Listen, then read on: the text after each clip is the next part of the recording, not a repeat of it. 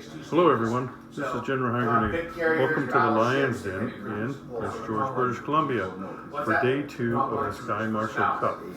We are watching Dan, who is a madman, who is, we're pretty sure, cheating, but he insists not. He says, no, I can do that.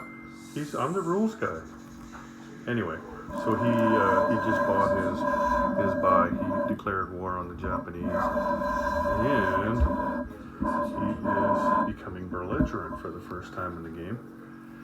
But we have got some belligerence that has already happened today. Actually, quite a bit has happened. We're on the second turn of the day from yesterday. What's the date here? It's turn 12, and it's January of 1942. So let me just walk over here. I'll show you what's going on. Here we go. So the big news of the morning so far is that Italy has finally got off their wiener and decided to join the war. First time I've seen Italy join the war. I don't know, because I played V3 a lot. Probably just about ever. Anyway, so Italy's in the war, and what they did was they actually attacked 4 places. So they took out Greece and the Greece destroyer. They've still got a couple of other places to take in Greece, Crete down here as well.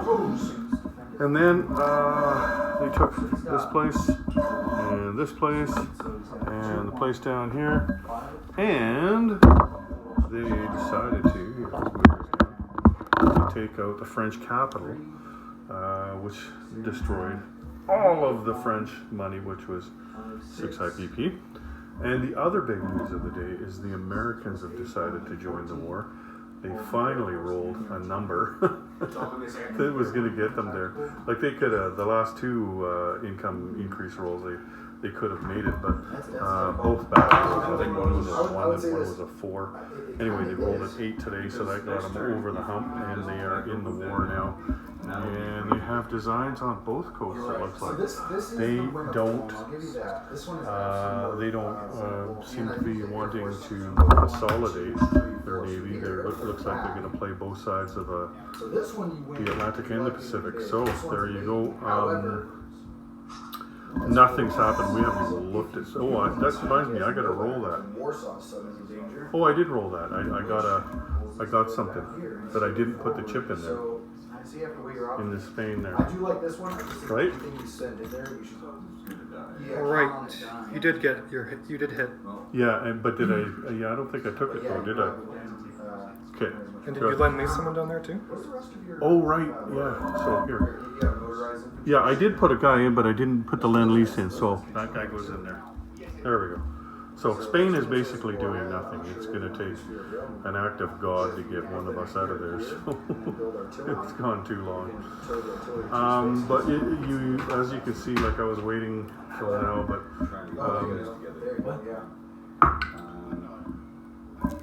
I think I missed. Where's that tax? That's a failed recruitment. Where's that's that CCP one, okay. Yeah, I think you're at 4. So he's got a couple of task force markers there. He's taken the Middle East now, and he's trying to entice me into attacking the Vichy, so that I get that navy for the Germans. I know that he wants to do that so that I kill the Allies for him. He thinks he's fooling me. Anyway, so he's pretty much set up now for his defense, and I'm doing a little better. Like we actually started out pretty good this morning. If you remember in the last video there, on the Western Front, there was a shit ton of guys, right, in Normandy. I was able to take them out. I went on the offense. Rather than waiting for them, I went after them, and I managed to get them out of there with 1 advanced mech left. I took out 2 of his planes. He took out 2 of my planes as well. So, as far as I was concerned, that was a pretty good trade, because if I hadn't got him out of there, then he was just going to keep shucking units in there, right? And I was never going to get him out by the time the Americans got there. So I was pleased that the attack went so well. And also, both the Japanese and the Germans were doing pretty good with their tech rolls. So we've started the game off pretty good today, but I'm wondering what this Dan dude's gonna do to us now, because he's one sneaky bastard. I mean, he's a nice guy, but he's a sneaky bastard. Look at him. Look at him. His eyes are way too close together. Okay, let's go take a look over here. Here, why don't you tell us what's going on over here? Going on over here is I've got Southeast Asia, I've got the Dutch East Indies, and I'm prepping for a Calcutta attack late, which may or may not be a good idea. Plus, he's got that American Navy coming down. Yeah, I've got someone breathing down my neck, but Calcutta is so weak, I don't know if I could pass it up. If you declared war on the Dutch East Yeah, Indies, I can't it goes to the think UK. and play my turn and talk at the same time. Oh, it's your turn? Yeah. If Oh. you declare war, like if you Okay. go, Anyway, so that's what's going on, and that's my partner. you actually have movement He 3. can't chew bubble gum and make videos at the same time. Is that what you said? I cannot. Dealer's choice. Anyway, just a quick hello here, and we'll keep you updated throughout the day. Oh, hey, let's go take a look at the kitties table. Honestly, Look at this guy. He's moved in now. We're never going to get him out of here. Throwing you a softball, so if you don't want to do that. How's the game going, guys? Good. Axis just took the lead, but we think we're going to take it back. If you could shut that off, we're trying to cheat. Yeah. Yeah. Oh, don't worry, this video won't come out till tonight. By the time they figure it out. I love those time delay. Nobody watches my videos anyway. Oh, come on. Mr. Yeah, 4000. all 3 people are going to find out I'm a cheater. You know. If I was cheating, I'd be Don't doing tell better. him. I'll just show you around. I like all of them. Philippines is. I think Philippines is a good move. This is a very unique situation because the USSR almost never has this chance. I can't believe he did something in front of that. I'll give you a take Sulawesi. I don't know what they call it, Sulawesi. The straight door? Yeah. I'm nine, so you're gonna have 1, 2. You can take either of these, whatever you want. Ooh, that stack of cash. To get far away from him. He doesn't like tens or what? So He doesn't like these tens. when you're in port, the first C zone doesn't count. So even though you're Take a look around here. Don't you be stealing my stuff. I'm coming after you. You put those on the table, bud. Thanks. It's like either way. I didn't know how I was going to pick those up. Transport either way. Like honestly, this is the last chance you're gonna get to use it. But or wait a second, you do have this too. You have 1, 2, 3. You can land in here and go in port. Not as debilitating. And also, he could technically use kamikazes if he wanted to. So that's risky, very risky. I think. I'll tell you what. If you do DEI, I promise you 3 mediums, guaranteed, maybe more. Okay, look at that. Oh, I Let's almost do that got again that. for the camera. Smile. We're gonna. Look at that. Everybody, look at the cheaters. We're real conniving. I know Patrick's gonna cry about this one, but No way. He hasn't had to cry yet. yeah. Kaiser cries? And he's in He position. seems so manly. The thing is, the thing is, he's in position to go ahead and move in and take that anyways, but he doesn't want to do that. He wants to leave it alone the rest of the time. Also, it's going to give this to the UK. Oh, Who dude. drove up here? You or him? Because one of you's walking. So now you. Yeah, I know, right? So then he you- drove. It's a rent-a-car though, so we'll Oh, fight okay. for it. You signed the lease. Okay, we're But going to come back that gives later me- and that gives me show this. you how the day We found- progresses. Okay, so we've been going at it much of the day, and it is January 1943. And lots happened. Lots happened today. Pretty sure everybody's at war with everybody now that could be at war. So that's a good thing. As you can see here, Madman Dan with the Russians is putting some pressure on the Japanese.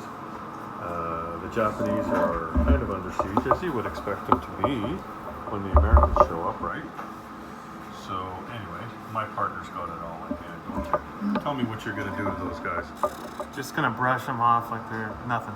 Yeah, see, that's why I'm not worried. Look at all that. Look at that. Look at that. Look. Those guys are going to kill 10 each for sure. Let's go over here. So, Italy owns much of Africa now, but they are not going to spread too much down there because the American fleet there is right there, and the British fleet is, you know, like they don't have much of a fleet anymore, but what they do have is sitting in Gibraltar about to enter the Med, I believe.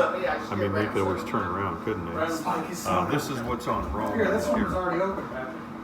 Seen them coming and had a time to stock up Rome. But it did put a halt on the expansion of the Italian Empire. So the Americans have landed in a couple places because they were too scared to go after our boats. Yeah, I've used mine too. I think they'll probably go after them next time though. And the Germans have landed some units down there, so that's got it going. And Madman Dan has also got the Russians going into Turkey now. He's running out of places to rape and pillage, so he's raping and pillaging Turkey now. You're not putting stuff into North Caucasia now, are you? Oh, I'm moving stuff in. Yeah, that was a combat zone. North Oh, Caucasia. sorry, Trans-Caucasia, yeah. Oh, okay. That's what you're just asking. You can't rail through North Caucasia. That's fine. So I took North Caucasia with an airborne because Germany just did Barbarossa finally on this last turn. Which wasn't much because you could see he was way off the border there, right? I think it only one attack where they actually used the numbers, right? You know, the plus and minus. Anyway, so Germany has fully engaged with the Russians now. The Russians have got a ton of stuff, of course, and they had already spent that big buy, right? When they declared war on the Japanese, they had done it earlier. So we're not like this is the turn after Germany started, and Dan was only able to take one territory back. He took North Caucasia. That's why I asked him if he was doing that. But he wasn't able to take all the other places that I took back, even though I didn't have much stuff in them. In that place. Anyway, looks pretty good for both sides there. Like there's lots of possibilities. The Germans when they declared, they went in and wiped out the Russian Navy up top there in the Baltic, and it was a pretty good Navy too. Like what did he have? 4 subs in there. He still has 1 sub left. The Germans did really well. They only lost 1 unit because they managed to do a lot of hits on the first round, so that was a bonus for them. Spain. Oh yeah, I forgot to tell you. I've been watching Spain there, and it's just building. So I got tired of looking at that big stack of crap, and it still looks like a big stack of crap, but most of that stuff's in Gibraltar because I got it down to where I only had 3 ground units left for the Nationalists, and he only had, I think at the time it was 5 ground units left for the Nationalists, maybe 6.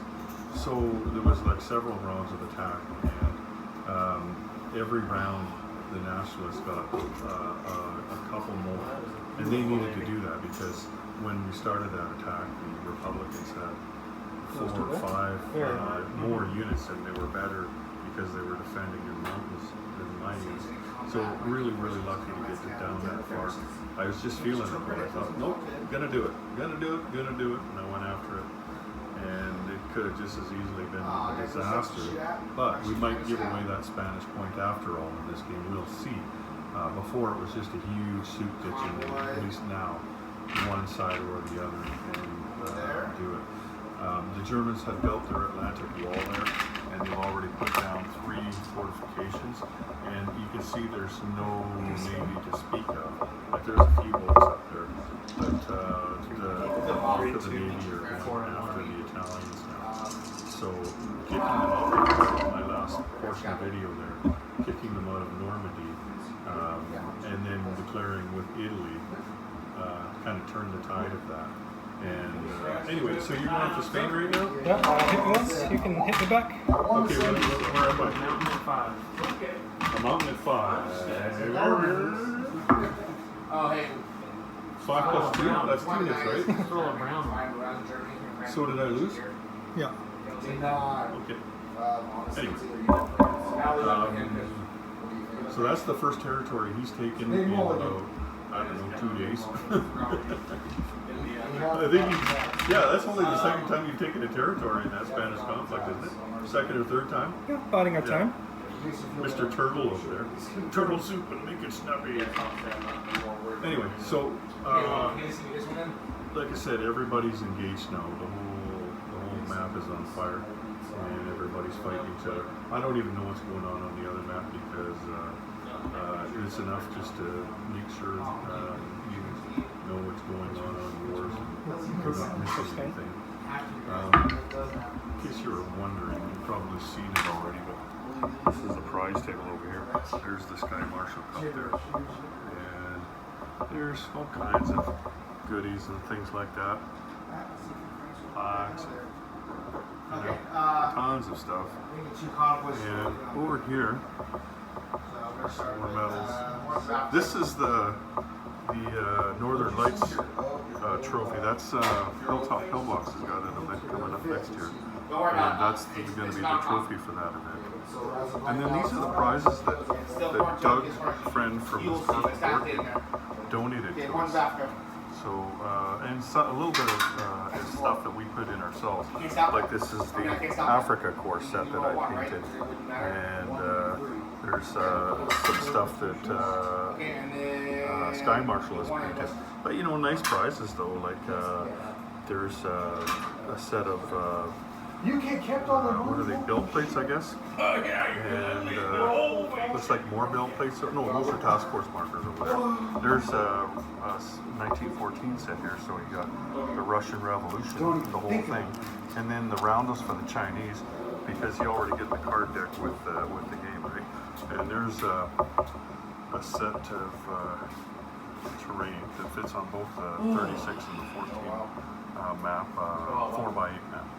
So that was painted by Moi, General Magazine. And here's another prize. So there is a set of 1914 build plates, I believe. No, those are 36 build plates. That's right. These are the 14 build plates over here. And then there's the 14 task force markers, like they're the ones that has stands for them, right? So that's another cool prize. All really good prizes. We're really thankful to Doug. And you can see, like underneath it, there's goodies. There's all kinds of goodies under there and everything, right? So everyone's going to walk away with a good prize. Like we have 9 people here, and there's 7 prizes here. And Sky Marshal and I will be taking a prize, and everybody else will. So really nice prize. Everybody's going to get a good one. Right? Anyway, that's all I got for you for now. So I'm going to let you go, and we're going to get back to you later. Okay, so we'll start over here. Air Forces. Oh, I have one hit. I didn't get a video out yesterday. Just too tired last night. So it's morning, and we've started. This is our last day, and I'm just going to show you quick what this table looks like. Try not to disturb these guys.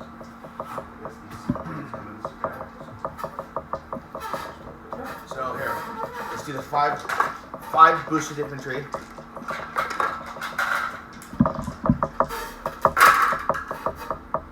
No. And then here's the mountain. Okay, and then here's the 6 unsupported infantry.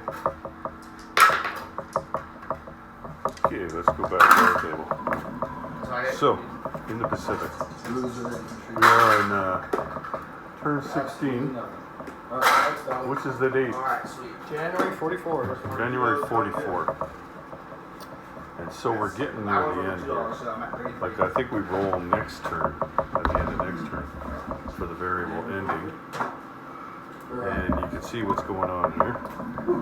The Americans are steaming towards Japan or somewhere. Maybe they're all just going to Borneo. I don't know. Anyway, let's just take a look over here. So China is just the Chinese and the CCP now. Japan is backed out of there. They're going to go and receive the Americans like a good host would. Please don't drop a big bomb on us. And But Calcutta is still firmly in the hands of the Japanese down there, as well as the Money Island. And you see friendly fire over there, trying to wipe out the Italians down in Italian Somaliland. to start. Somaliland. One at a time. And here we have a couple of task force markers for the Russians. So this one here is right here, and this one here is up here in southern Belarusia. He's steaming towards Warsaw, but standing in their way. We did have another task force here, but they stalled there. He could have kept going. I think he just didn't want to open himself up to counterattack. He's waiting for the hard punch. He's going to give me a donkey punch. So yeah, with consent, yeah. These guys here are over here in Kyiv. So we'll take a look over here in Europe.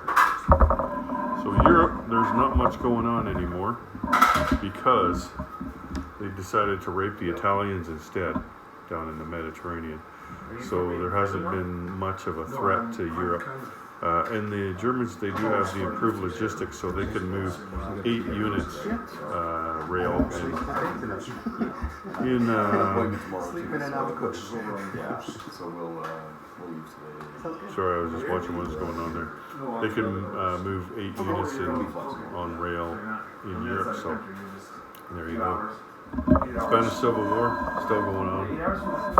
The nationalists did a failed attack there, which put the bad guys, the Republicans, they're in charge over there now, but that hasn't ended yet. Not sure if that conflict's going to end. Not sure if we're going to be giving away a point in this one. You can see the guys, that task force marker there. That's in Rome down here. I think Rome is going to survive. The American Navy did attack the Italian Navy, and the Italian Navy gave them the finger. As you can see, the American Navy, they're just limping around now. Because Italians are tougher than they look, right? Anyway, so that's the way it looks here. We'll get back to you when we got more results. Alrighty, so it's finally done. What round is this? January 46. January 46, and we couldn't go on any longer because at some point, we have to end it because people have to go home and everything. And like we debated all for hours now, how to when and how to end it. But we just couldn't get that roll on the variable ending roll to end the game. And in fact, we just did a joke one now to see if it would have ended, and then no, wasn't even close to ending. Anyway, so the winner in this one is the Comintern with Madman Dan. He actually tied at 7 points with the Axis, but we decided before this event began that if the Comintern won on a table, then they would get the victory if it was tied.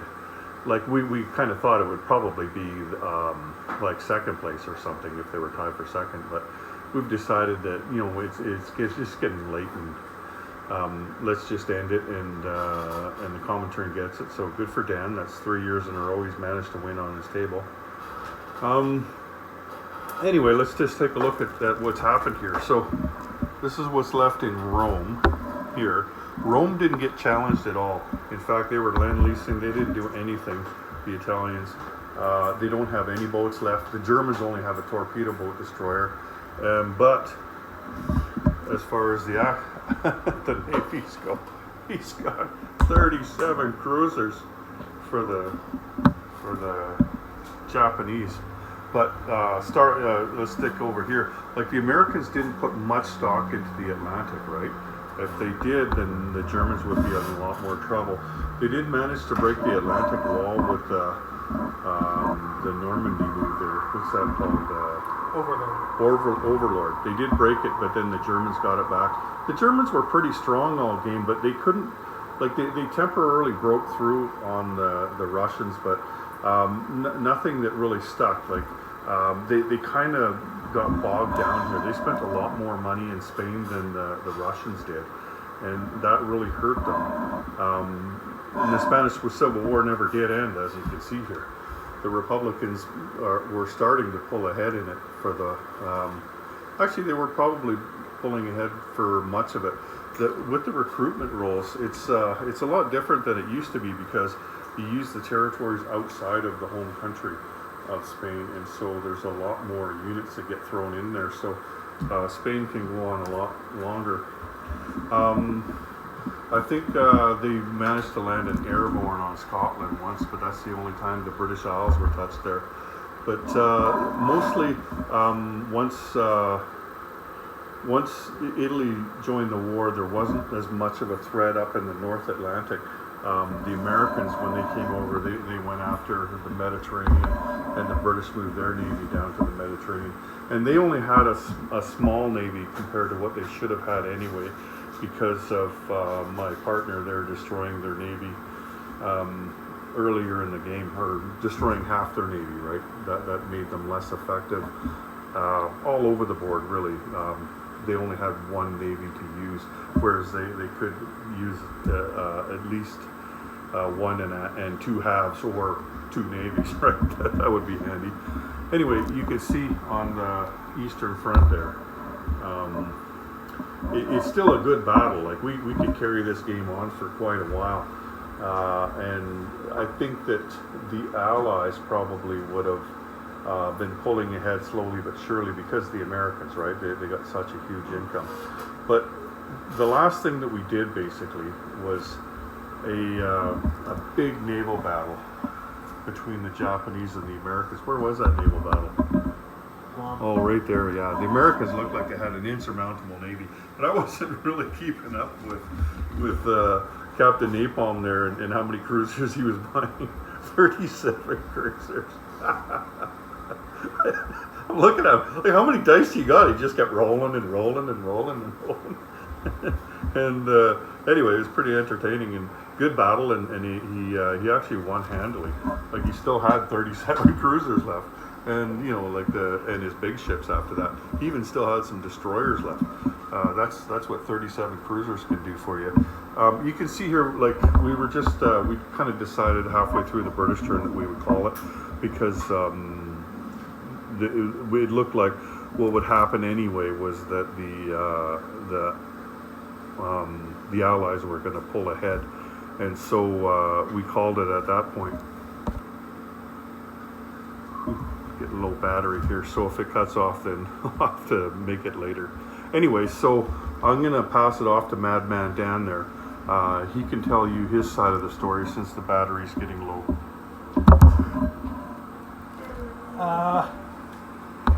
It was a grind. I think what happened, and which really benefited the Russians in the short term, was Germany never built up a lot of momentum after the fall of France. I think when Paris fell, some 3 medium armor died to target selects, and some 2 aircraft died. And when that went down, Germany had to kind of start over from scratch. Put the microphone on you. Oh. Start over again. Okay, let's start over again. Madman Dan here. So, I think, if I could credit why I'm in the position I am right now, with my borders semi-stabilized and me with 7 victory points, is during the battle for France, Germany lost 2 fighters and I think 3 armor to target selects, and that really slowed his momentum. Like, he had to rebuild that force and then march east into my territory. And I think a couple turns after that, because he lost so much going to Paris, the Brits landed again in Normandy, and Germany had to deal with that again. So I had a lot of time to build up a good amount of heavy tanks, which were absolutely wonderful. Heavy tanks are probably one of the best units in the game. One thing that I did mess up on, which really messed me up in the late game, is I lost Moscow to a sneaky airborne. I did kill a medium bomber, which was nice. Sneaky and clever, we'll give him that. But as I said in my video, you know, you think, oh, I'll never lose Moscow to a sneaky paratrooper, but it'll happen to you. So just keep an eye on it. It'll happen. Happened to me once. There also was a really, I think, decent battle. I think in Don Waleski, I think during the mid game, maybe turn 12 or 11, where I think I went in with a lot of heavy movers and a good amount of infantry to tank some shots, and I think I killed everything but 3 units of his. And instead of staying in Don Waleski to take those hits back, I just fell back and pulled back to my core position in Oral Kursk and kept building up more. But you know, at this stage in the game, I was running out of infantry. I think for my fire sale, I bought some 29, and those more or less lasted throughout the game. In the east, it was a bit back and forth. As you can see, I'm slowly pulling back. And I'm losing territories bit by bit. But I pulled in the last turn. I pulled and took out Northern Manchuria and dropped a bunch of stuff there. And in whatever that territory is, I landed 2 jet fighters and put air base to defend that crucial victory point from a counterattack, which was sorely needed. We did end up taking Nanking as the CCP. We got close to becoming a major. I think our high watermark was 12 points, but we never could get above that. So we're just holding on and trying to hide and not die in Nanking. And in the south, we slowly pushed up through Turkey and took Persia. The Commonwealth, of course, took those territories and are sneaking up there, and probably would have landed in Stalingrad eventually with an airborne. I didn't see that, so credit to Joey for that. Fethingrecht is his name, so I've been told. And in Istanbul, we're just pulling up into Bulgaria. And yeah, anyone else want any commentary? Good game. All right. I came in part way, so I don't know the overall strategy, but Here, let Nathan get a chance, because we're almost done. I wish I could say the same to you. Hey, you got that? So we did have one interesting battle here. I kind of goofed.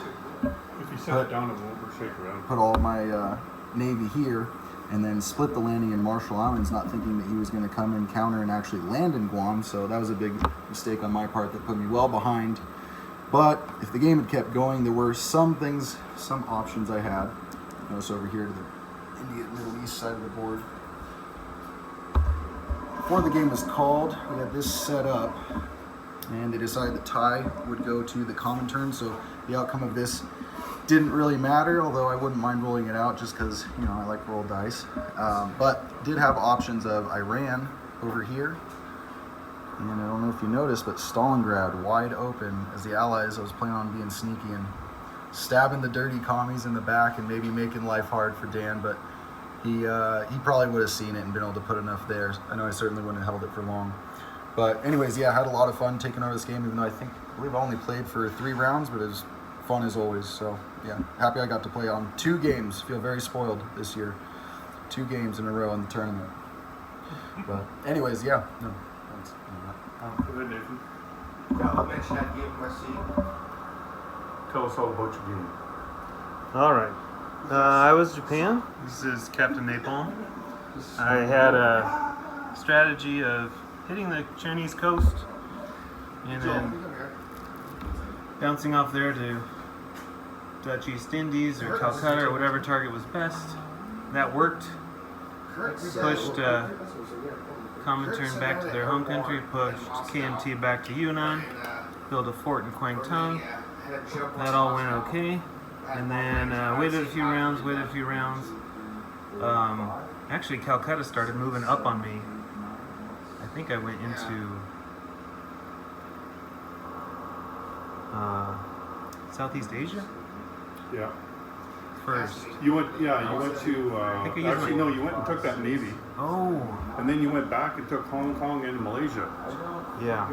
So the Brits had half their navy off Aden, and I was staging for a surprise strike on Calcutta, and I thought, well, that navy is worth more than Calcutta, so I moved all those troops and surprise strike that navy in Aden, which had accidentally not been in port, and that navy went down with almost less than a whimper. 2 damaged battleships and 1 TBD destroyed. You guys probably saw that in the update. But anyway, that was my surprise strike. Came back, fought for Southeast Asia, fought for the Dutch East Indies, Took Calcutta. and then Calcutta started moving up on me, and I was holding them in Burma, and they were building up in Bengal, and I saw an opportunity to get behind them. And so I snuck around and did a late game, well, late comparatively, game strike on Calcutta, and kind of separated his forces, divided and conquered. So worked all pretty good, and then slowly the Allies and the Comintern and the Chinese just came and crushed and crunched me smaller and smaller and smaller, and I just barely held on for dear life, and it wasn't quite enough in the end, but. Heck of a game, had a lot of fun battles, had a lot of fun comments and friendships and meeting folks, and hope to do it again sometime after I've gotten some sleep. Alrighty. Oh, Sorry. let's destroy that American Navy there. Alright, so my camera's about to run out of juice here, so I'll just cut it off after I just show you the scoreboard here. So, here is the scoreboard. I don't really have to explain it to you if you know how to play this game. That's what it looks like. It's kind of funny, like when the game could have ended, the Axis were ahead, and then the next time the Axis were ahead, and then the next time the Axis were ahead, and then it was only a matter of time before one of them caught us. And truth be told, the Allies could have probably caught both of us if it kept going another 2 or 3 rounds, right? It was the game that was never going to end. And, you know, like if you're playing at home in your group and you could just come back next weekend, and that's what we would have done. But when everybody's traveling 500, 600 miles or more, then you got to cut it off somehow, right? And unfortunately, we had to do that. We had a couple guys had to leave earlier today. But we had a lot of fun this weekend, a lot of good food. James has always been a good host, him and his wife, and had a lot of fun here and met some new people. Really thankful that you know, we live way up here in the north here, James and I. It's pretty isolated, and so it's pretty special to both of us when people decide or choose to come all the way up here and play games with us. It's something that we appreciate more than they'll ever know. So it's nice to make new friends, and hopefully this isn't the last time we get to chuck some dice together. But anyway, I want to thank you all. Madman Dan's going to stick around, him and I, and we'll see who else we can scare up. Are going to play a game of 1914 over at my place. Maybe starting tomorrow, probably starting tomorrow, but not early. I need to sleep in. Anyway, been a lot of fun, so thanks, James. As he's listening. Let's all give James a hand. Woo! Alrighty. Okay, anyway, I'm gonna cut you guys off here. So thank you for joining us. As always, we appreciate it when you guys get to join us as well. It makes it a little bit more fun for us when you do that. So take care, everyone. General Hand Grenade and his friends. Bye.